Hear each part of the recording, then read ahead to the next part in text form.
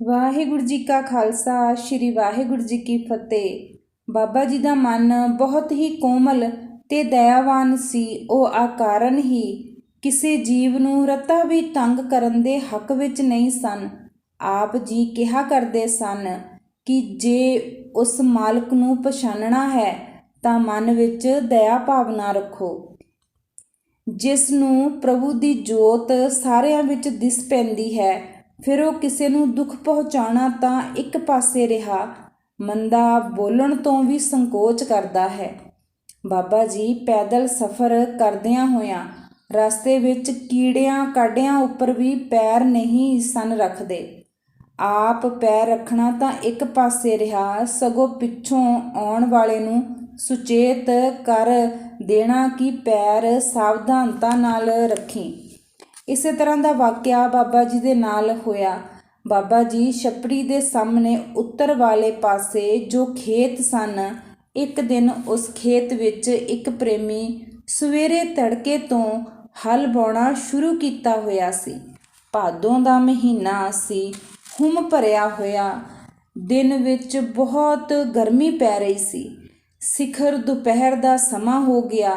ਉਹ ਪ੍ਰੇਮੀ ਆਪ ਵੀ ਪਸੀਨੋ ਪਸੀਨੀ ਹੋਇਆ, ਭੁੱਖੇ ਤ੍ਰਾਹੇ ਡੰਗਰਾਂ ਨੂੰ ਮਾਰ ਕੁੱਟ ਕਰਦਾ ਉਹਨਾਂ ਪਾਸੋਂ ਹਲ ਦੀ ਵਗਾਰ ਲੈ ਰਿਹਾ ਸੀ। ਦੋਵੇਂ ਡੰਗਰ ਜੀਭਾਂ ਕੱਢੀ ਆਪਣੀ ਬੇਵਸੀ ਦਾ ਪ੍ਰਗਟਾਵਾ ਕਰ ਰਹੇ ਸਨ। ਬਾਬਾ ਜੀ ਨੇ ਛੱਪੜੀ ਤੋਂ ਬਾਹਰ ਆ ਕੇ ਦੇਖਿਆ ਤਾਂ ਪਸ਼ੂਆਂ ਦੀ ਹਾਲਤ ਬਹੁਤ ਤਰਸਯੋਗ ਸੀ। ਮਨ ਵਿੱਚ ਦਇਆ ਆਈ ਤੇ ਮਨ ਬਣਾ ਲਿਆ ਕਿ ਜਦੋਂ ਹੁਣ ਇਹ ਹਲ ਦਾ ਫੇਰਾ ਲੈ ਕੇ ਸਾਡੇ ਕੋਲੋਂ ਆਇਆ ਤਾਂ ਅਸੀਂ ਬੇਨਤੀ ਜ਼ਰੂਰ ਕਰ ਦੇਣੀ ਹੈ ਕਿ ਰਹਿੰਦਾ ਕੰਮ ਜਰਾ ਗਰਮੀ ਹਟੀ ਤੇ ਸ਼ਾਮ ਨੂੰ ਕਰ ਲਵੇ। ਇਹਨਾਂ ਪਸ਼ੂਆਂ ਨੂੰ ਛੱਡ ਕੇ ਪੱਠੇ ਪਾਣੀ ਦੀ ਸੇਵਾ ਕਰੇ ਅਤੇ ਥੋੜਾ ਆਰਾਮ ਕਰਨ ਦੇਵੇ। ਮਨ ਬਣਾ ਕੇ ਆਪ ਜੀ ਉਸ ਦੇ ਕੋਲ ਗਏ। ਮਨ ਵਿੱਚ ਜੋ ਪਸ਼ੂਆਂ ਪ੍ਰਤੀ ਦਇਆ ਦਾ ਫੁਰਨਾ ਬਣਿਆ ਹੋਇਆ ਸੀ, ਉਹ ਕਹਿ ਦਿੱਤਾ। ਅੱਗੋਂ ਉਸਨੇ ਉੱਤਰ ਦਿੱਤਾ ਕਿ ਮੈਂ ਵੀ ਸਵੇਰ ਦਾ ਇਹਨਾਂ ਦੇ ਨਾਲ ਹੀ ਲੱਗਾ ਹੋਇਆ ਹਾਂ। ਤੁਸੀਂ ਆਪਣਾ ਕੰਮ ਕਰੀ ਚਲੋ, ਜੱਟਾਂ ਦੇ ਕੰਮ ਵਿੱਚ ਦਖਲ ਨਹੀਂ ਦੇਈਦਾ। ਅੱਧੇ ਕੁ ਘੰਟੇ ਪਿੱਛੋਂ ਮਨ ਵਿੱਚ ਫਿਰ ਵਿਚਾਰ ਆਈ ਕਿ ਪਸ਼ੂਆਂ ਤਾਂ ਵਿਚਾਰੇ ਬੇਜੁਬਾਨ ਹਨ। ਇਹ ਘੜਿਆਲ ਬਿਰਤੀ ਵਿੱਚ ਪਸ਼ੂਆਂ ਪਾਸੋਂ ਉਹਨਾਂ ਦੀ ਬਿੱਤ ਤੋਂ ਜ਼ਿਆਦਾ ਕੰਮ ਲੈ ਰਿਹਾ ਹੈ। ਅੱਤ ਦੀ ਗਰਮੀ ਹੈ। ਜੇ ਉਹ ਵਿਚਾਰੇ ਬੇਵੱਸ ਹਨ ਤਾਂ ਸਾਨੂੰ ਆਪ ਹੀ ਉਹਨਾਂ ਦੇ ਦੁੱਖ ਸੁੱਖ ਦਾ ਖਿਆਲ ਰੱਖਣਾ ਚਾਹੀਦਾ ਹੈ। ਮਨ ਬਣਾ ਕੇ ਫਿਰ ਉਸ ਨੂੰ ਜਾ ਬੇਨਤੀ ਕੀਤੀ, ਸਾਡੀ ਬੇਨਤੀ ਮੰਨ ਕੇ ਇਹਨਾਂ ਨੂੰ ਛੱਡ ਦੇਵੋ। ਨਾਲੇ ਹੀ ਕਿਹਾ ਕਿ ਫਸਲ ਦੇਣੀ ਜਾਂ ਬਰਕਤ ਪਾਉਣੀ ਤਾਂ ਪਰਮੇਸ਼ਵਰ ਦੇ ਵੱਸ ਵਿੱਚ ਹੈ। ਜੇ ਉਸਨੇ ਦੇਣਾ ਹੀ ਹੈ ਤਾਂ ਇਹ ਜ਼ਰੂਰੀ ਨਹੀਂ ਕਿ ਜ਼ਿਆਦਾ ਵਾਹੁਣ ਨਾਲ ਹੀ ਦੇਵੇ। ਨਾਲੇ ਸਗੋਂ ਅਸੀਂ ਇਹਨਾਂ ਪਸ਼ੂਆਂ ਨੂੰ ਜ਼ਿਆਦਾ ਤੰਗ ਕਰਾਂਗੇ ਤਾਂ ਬੇਜ਼ੁਬਾਨ ਦੀ ਹਾ ਪੈ ਜਾਂਦੀ ਹੈ।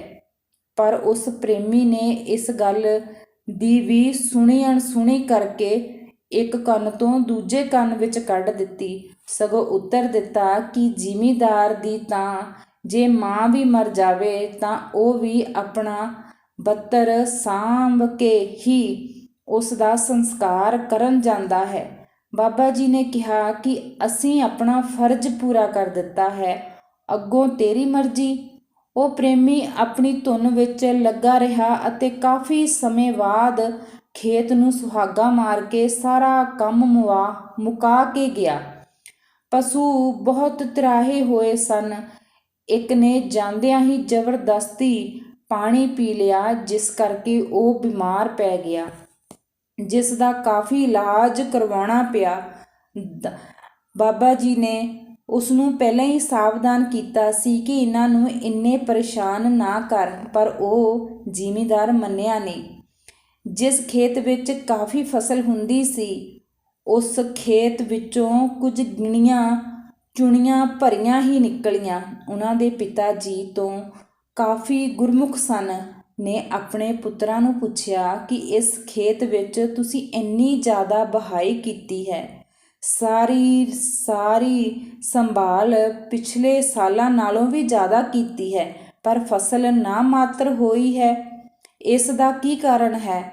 ਦਇਆ ਸਿੰਘ ਨੇ ਦੱਸਿਆ ਕਿ ਪਿਤਾ ਜੀ, ਹੋਰ ਤਾਂ ਸਾਨੂੰ ਕਿਸੇ ਕਾਰਨ ਦਾ ਪਤਾ ਨਹੀਂ, ਪਰ ਇੱਕ ਵਾਰੀ ਜਦੋਂ ਮੈਂ ਦੁਪਹਿਰ ਨੂੰ ਭੁੱਖੇ ਧਰਾਏ ਪਸ਼ੂਆਂ ਨਾਲ ਹਲ ਵਾਹੁੰਦਾ ਸੀ ਤਾਂ ਸੰਤਾਂ ਨੇ 2 ਵਾਰੀ ਮੈਨੂੰ ਕਿਹਾ ਕਿ ਗਰਮੀ ਬਹੁਤ ਹੈ, ਰਹਿੰਦਾ ਕੰਮ ਸ਼ਾਮ ਨੂੰ ਕਰ ਲਈ। ਕਈ ਵਾਰ ਬੇਜਵਾਨਾਂ ਦੀ ਹਾਂ ਪੈ ਜਾਂਦੀ ਹੈ, ਪਰ ਮੈਂ ਖੇਤ ਬਾ ਕੇ ਸੁਹਾਗਾ ਦੇ ਕੇ ਸਾਰਾ ਕੰਮ ਮੁਕਾ ਕੇ ਆਇਆ ਸੀ। ਬਜ਼ੁਰਗ ਸਿਆਣੇ ਸਨ, ਸਮਝ ਗਏ ਕਿ ਖੇਤ ਵਿੱਚ ਫਸਲ ਘੱਟ ਹੋਣ ਦਾ ਕਾਰਨ ਬੇਜਵਾਨਾਂ ਨਾਲ ਕੀਤਾ ਵਾਧਾ ਹੀ ਹੈ। ਪੁੱਤਰਾਂ ਨੂੰ ਸਮਝਾਇਆ ਕਿ ਦੇਖੋ, ਤੁਸੀਂ ਮਿਹਨਤ ਵੀ ਕੀਤੀ, ਆਪ ਵੀ ਤੰਗ ਹੋਏ, ਪਸ਼ੂਆਂ ਨੂੰ ਵੀ ਤੰਗ ਕੀਤਾ, ਇਸ ਵਾਸਤੇ ਕਿ ਫਸਲ ਜ਼ਿਆਦਾ ਹੋਵੇ, ਪਰ ਹੋਇਆ ਉਹ ਜੋ ਪਰਮਾਤਮਾ ਨੂੰ ਮਨਜ਼ੂਰ ਸੀ। ਜੋ ਤੁਸੀਂ ਸੋਚਿਆ ਸੀ ਉਸ ਦੇ ਉਲਟ ਹੋਇਆ।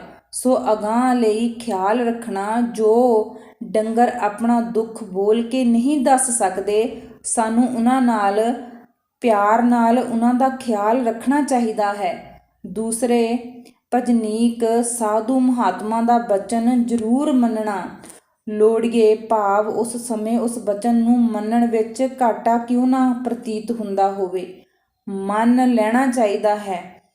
ਇਹ ਗੱਲ ਬੱਚਿਆਂ ਨੂੰ ਸਮਝਾ ਕੇ ਉਹ ਬਜ਼ੁਰਗ ਬਾਬਾ ਜੀ ਪਾਸ ਆਏ ਤੇ ਸਾਰੀ ਗੱਲ ਦੱਸੀ ਤੇ ਬੇਨਤੀ ਕੀਤੀ ਕਿ ਸਾਡੇ ਲੜਕੇ ਨੇ ਤੁਹਾਡਾ ਬਚਨ ਨਹੀਂ ਮੰਨਿਆ, ਜਿਸ ਸਦਕਾ ਖੇਤ ਵਿੱਚ ਫਸਲ ਵੀ ਨਹੀਂ ਹੋਈ। ਬਾਬਾ ਜੀ ਹੱਥ ਜੋੜ ਕੇ ਬਜ਼ੁਰਗਾਂ ਨੂੰ ਬੇਨਤੀ ਕੀਤੀ ਕਿ ਫਸਲ ਵੱਧ ਘੱਟ ਦੇਣੀ ਪਰਮੇਸ਼ਵਰ ਦੇ ਹੱਥ ਵਿੱਚ ਹੈ। ਉਸ ਦਿਨ ਗਰਮੀ ਬਹੁਤ ਜ਼ਿਆਦਾ ਸੀ, ਡੰਗਰ ਭੁੱਖੇ ਤਿਹਾਏ ਸਨ, ਜਿਸ ਕਰਕੇ ਸਾਨੂੰ ਉਹਨਾਂ ਦੀ ਤਕਲੀਫ ਮਹਿਸੂਸ ਹੁੰਦੀ ਸੀ ਤੇ ਸਾਡੇ ਪਾਸੇ ਸਾਰੀ ਹੀ ਨਹੀਂ ਸੀ, ਕਿਉਂਕਿ ਸਾਡੇ ਸਾਹਮਣੇ ਮੂੰਹ ਵਿੱਚੋਂ ਜੀਭ ਕੱਢੀ ਹਰ ਫੇਰੇ ਲਈ ਤੇ ਲੰਘਦੇ ਸਨ। ਜੋ ਅਗਾਂਹ ਲਈ ਬੇਨਤੀ ਹੈ ਕਿ ਪਸ਼ੂਆਂ ਪਾਸੋਂ ਕੰਮ ਲੈਣਾ ਚਾਹੀਦਾ ਹੈ, ਪਰ ਉਹਨਾਂ ਦੇ ਬਿੱਤ ਅਨੁਸਾਰ ਅਤੇ ਬਿਨਾਂ ਕਾਰਨ ਸੋਟੇ ਨਾਲ ਕੁੱਟਣਾ ਵੀ ਨਹੀਂ ਚਾਹੀਦਾ, ਕਿਉਂਕਿ ਉਹਨਾਂ ਵਿੱਚ ਵੀ ਸਾਡੇ ਵਾਂਗ ਹੀ ਆਤਮਾ ਹੈ ਜੋ ਦੁੱਖ ਸੁੱਖ ਮਹਿਸੂਸ ਕਰਦੀ ਹੈ। ਪਿਛਲੇ ਕਿਸੇ ਮਾੜੇ ਕਰਮ ਸਦਕਾ ਉਹ ਇਹਨਾਂ ਜੂਨਾਂ ਵਿੱਚ ਪੈ ਕੇ ਲੇਖਾ ਪੂਰਾ ਕਰ ਰਹੇ ਹਨ। ਹੁਣ ਆਪਾਂ ਉਹਨਾਂ ਨਾਲ ਵਾਅਦਾ ਕਰਕੇ ਆਪਣਾ ਲੇਖਾ ਨਾ ਬਣਾਈਏ। ਹੱਦ ਅੰਦਰ ਰਹਿ ਕੇ ਆਪਾਂ ਨੂੰ ਮਿਹਨਤ ਜ਼ਰੂਰ ਕਰਨੀ ਚਾਹੀਦੀ ਹੈ। ਉਸ ਕੀਤੀ ਮਿਹਨਤ ਦਾ ਫਲ ਦੇਣਾ ਦਾਤੇ ਦੇ ਹੱਥ ਵਿੱਚ ਹੈ। ਇਸ ਲਈ ਸਤਿਗੁਰਾਂ ਨੇ ਉਪਦੇਸ਼ਾਂ ਨੂੰ ਆਪਣੇ ਜੀਵਨ ਦਾ ਆਧਾਰ ਬਣਾਉਣਾ ਚਾਹੀਦਾ ਹੈ, ਤਦ ਹੀ ਅਸੀਂ ਗੁਰੂ ਖੁਸ਼ੀਆਂ ਨੂੰ ਪ੍ਰਾਪਤ ਕਰ ਸਕਦੇ ਹਾਂ। ਇਸ ਕਥਾ ਤੋਂ, ਇਸ ਬਾਬਾ ਜੀ ਦੀ ਜੀਵਨੀ ਦੇ ਹਿੱਸੇ ਤੋਂ ਸਾਨੂੰ ਇਹ ਸਿੱਖਿਆ ਮਿਲਦੀ ਹੈ ਕਿ ਕਦੀ ਵੀ ਕਿਸੇ ਨੂੰ ਬੇਨਜਾਇਜ਼ ਤੰਗ ਨਾ ਕਰੋ, ਕਿਸੇ ਨੂੰ ਕੌੜਾ ਲਫ਼ਜ਼ ਨਾ ਬੋਲੋ, ਕਿਉਂਕਿ ਉਹ ਆਪਣੇ ਮਾੜੇ ਕਰਮਾਂ ਕਰਕੇ ਉਹ ਆਪਣੀ ਹਾਲਾਤ ਨੂੰ ਭੋਗ ਰਿਹਾ ਹੈ। ਅਸੀਂ ਮਾੜਾ ਕਰਮ ਮਾੜਾ ਬੋਲ ਕੇ ਆਪਣੇ ਕਰਮ ਕਿਉਂ ਮਾੜੇ ਕਰਦੇ ਹਾਂ? ਸਾਡਾ ਲੇਖਾ ਵੱਧ ਜਾਂਦਾ ਹੈ। ਇਸ ਕਰਕੇ ਚੰਗੇ ਕਰਮ ਕਰਿਆ ਕਰੋ। ਵਾਹਿਗੁਰੂ ਜੀ ਤੁਹਾਡਾ ਸਾਰਿਆਂ ਦਾ ਭਲਾ ਕਰਨ। ਵਾਹਿਗੁਰੂ ਜੀ ਕਾ ਖਾਲਸਾ, ਵਾਹਿਗੁਰੂ ਜੀ ਕੀ ਫਤਿਹ।